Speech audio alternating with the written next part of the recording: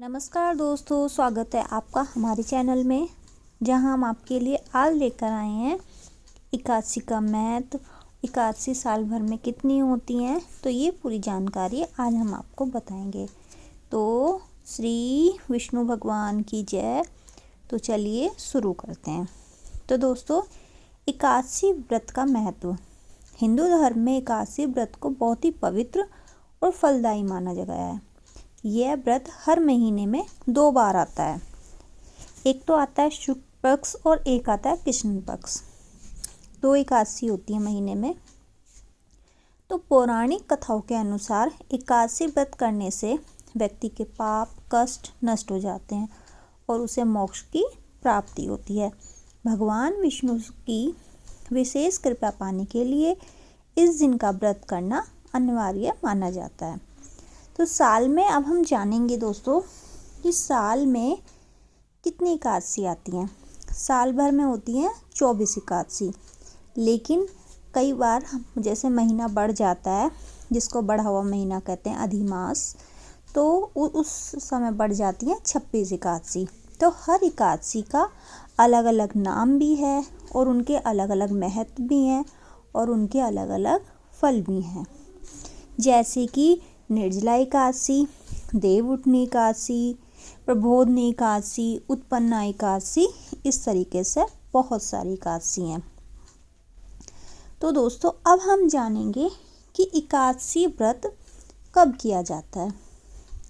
तो एकादशी व्रत जो है वो हिंदू पंचांग के अनुसार हर महीने की 11वीं तिथि को किया जाता है, जब भी एकादशी वाले दिन आता है। यह व्रत सूर्य उदय से पहले अगले दिन सूर्य उदय तक ही किया जाता है और इसके कुछ विधि हैं जो हम आगे जानेंगे। प्रातःकाल उठकर स्नान करें, भगवान विष्णु का ध्यान करें, एकादशी के दिन केवल सात्विक भोजन करें, अगर संभव हो तो उपवास रखें, दिन भर भगवान विष्णु का मंत्र करें और शाम को दीपक जलाकर भगवान की आरती करें। फिर अगले दिन द्वादशी पर ब्राह्मण जो ज़रूरतमंद लोग होते हैं उनको दान दें, उनको खाना खिलाएं और अपने व्रत का पारण करें। ये जो एकादशी व्रत होता है ये सबसे ज़्यादा पुण्यदायी होता है, लेकिन अगर इसका पारण सही विधि से न किया जाए तो इस व्रत का जो पूरा फल जो हम प्राप्त होता है वो हमें नहीं मिलता, अगर हम अच्छे से नहीं करते। इसलिए पारण का मतलब होता है कि व्रत खोलना अगले दिन।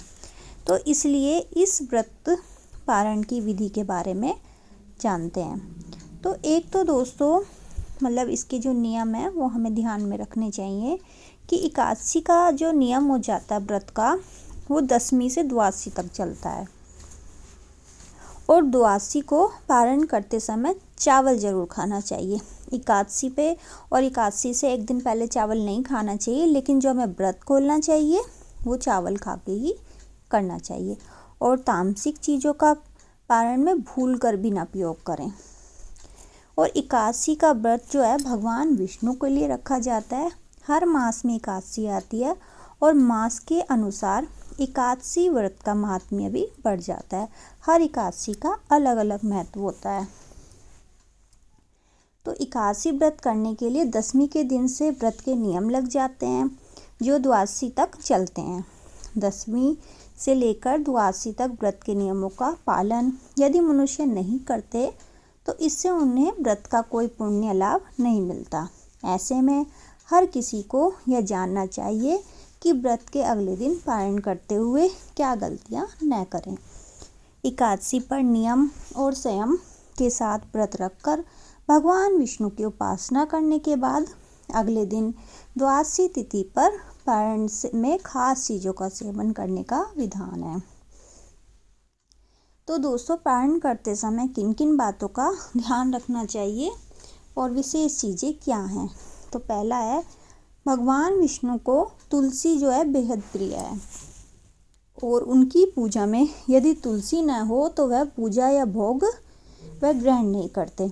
इसलिए भगवान विष्णु के किसी भी व्रत में तुलसी का उपयोग जरूर करें। और एकादशी व्रत के पारण के लिए भी आप तुलसी पत्र को अपने मुख में डालकर कर सकते हैं। फिर क्या है, आंवले के पेड़ पर भगवान विष्णु का वास होता है, इसलिए आंवले का भी विशेष महत्व होता है। एकादशी व्रत का पारण आंवला खाकर करने से अखंड सौभाग्य, आरोग्य और संतान सुख की प्राप्ति होती है। फिर है दोस्तों, एकादशी व्रत के पारण पर चावल जरूर खाना चाहिए। एकादशी व्रत के दिन चावल खाना मना है, लेकिन द्वादशी के दिन चावल खाना उत्तम माना जाता है।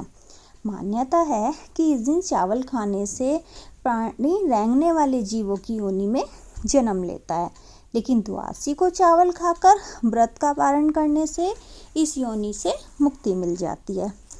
फिर है, सेम को कफ और पितृनाशक माना गया है और व्रत पारण के लिहाज से भी यह उत्तम माना गया है। ऐसे में सेम धार्मिक और स्वास्थ्य के हिसाब से बेहद पारण भोज्य माना जाता है। व्रत पारण में जो भी भोजन पकाया जाता है उसमें घी का उपयोग करना चाहिए। गाय का शुद्ध घी से ही व्रत के पारण का भोजन बनना चाहिए। घी को सबसे शुद्ध पदार्थ माना जाता है और यह सेहत में भी अच्छा होता है। भूल कर भी ना करें पारण में इन चीज़ों का उपयोग। पारण करते समय कुछ चीज़ों का उपयोग भोजन में भूल कर भी नहीं करना चाहिए। मूली, बैंगन, साग, मसूर दाल, लहसुन, प्याज आदि का पारण में उपयोग निषेध है। बैंगन पितृदोष को बढ़ाता है और उत्तेजनावर्धक होता है, वहीं मसूर की दाल को अशुद्ध माना जाता है। मूली की तासीर ठंडी होती है, इसलिए व्रत के ठीक बाद सेहत के लिए सही नहीं होता। लहसुन, प्याज तामसिक भोजन होता है, इसलिए इसका उपयोग भी वर्जित है। माना जाता है कि इसे खाना उत्तेजना, क्रोध, हिंसा और अशांति की भावना आती है। और दोस्तों, हमें एकादशी व्रत करते समय अच्छे से साफ सुथरे कपड़े पहन के पूरे दिन विष्णु जी को ध्यान में रखना चाहिए। और दोस्तों, ये भी रखना चाहिए कि हमें उस दिन चुप रहना चाहिए, ना हम बोलेंगे ना हम किसी की बुराई करेंगे। तो ज़्यादातर ये होता है कि इस व्रत में चुप रहें, ना किसी की बुराई ना भलाई कुछ ना करें, बस भगवान विष्णु का नाम लें। धन्यवाद दोस्तों, जानकारी कैसी लगी ज़रूर बताइए।